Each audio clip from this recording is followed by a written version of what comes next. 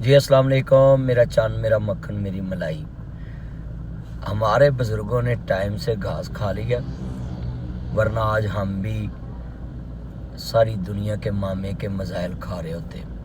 I salute you Zulfiqar Ali Bhutto صاحب، شکریہ doctor Abdul Qadeer صاحب، آئی سلوٹ یو سیٹھ حبت صاحب اور جنرل ضیاء الحق صاحب، جتنے لوگوں نے یہ میرے چاند میرا مکھن میری ملائی پاکستان کے لیے ناقابل تسخیر یہ دفاع بنایا اور ایٹم بم بنا کے پوری دنیا کو بتا دیا کہ پاکستان ایک زندہ قوم ہے، جنہوں نے اپنے دفاع کے لیے امت مسلمہ کو بھی پیغام دیا ہے کہ اپنے بلڈنگیں اونچی اونچی بنانے سے دفاع نہیں ہوتے، اپنے ہتھیار بنانے سے۔ نبی کریم صلی اللہ علیہ وسلم نے فرمایا کہ ہتھیار مومن کا زیور ہے، تو قوت تیار رکھو، فرادی قوت بھی، اور دوسری جو جناب جی جس دور میں جدید ٹیکنالوجی کا دور ہو تو آپ سارے میرے چاند مکھن ملائی وہاں جناب جی یہ کام کریں۔